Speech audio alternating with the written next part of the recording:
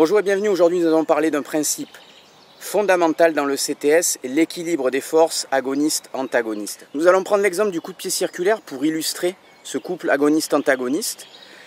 Beaucoup de pratiquants, lors de l'exécution de techniques de jambes, éprouvent des douleurs ou de la fatigue musculaire précoce au niveau des hanches, très souvent liées justement à des déséquilibres musculaires qui, d'une part, entraîne une mauvaise capacité de contraction ou de relâchement de certains muscles autour de la hanche, et également des douleurs qui sont plus liées à des conflits articulaires, liés encore une fois au décentrage de la tête du fémur, c'est-à-dire ceci est votre hanche, ceci est votre fémur qui s'emboîte dans votre hanche, et lorsque la tête du fémur est décentrée, c'est-à-dire qu'elle est tractée plus ou moins dans différentes directions à cause de déséquilibres musculaires, à ce moment-là, vous allez éprouver rapidement des douleurs à cause justement de conflits entre les différentes structures articulaires autour de la hanche et du fémur.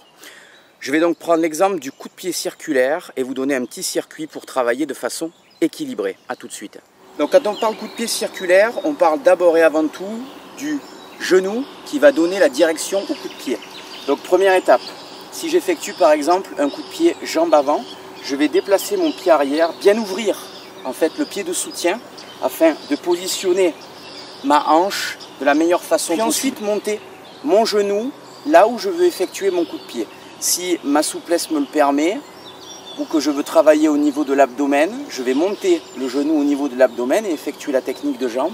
Si ma souplesse me le permet, je vais monter niveau visage et travailler niveau visage comme ceci, toujours en contrôlant bien mon mouvement. Donc bien entendu, je travaille à vitesse réelle, je vais déplacer le pied arrière et travailler coup de pied circulaire, visage, toujours prendre le temps de monter le genou, frapper, revenir, monter le genou, frapper, revenir, monter le genou, frapper, revenir, monter le genou, frapper, revenir. Vous pouvez travailler de la même façon à l'abdomen en fonction de votre souplesse. Et bien entendu, pour travailler de manière équilibrée, on va rajouter un exercice correctif.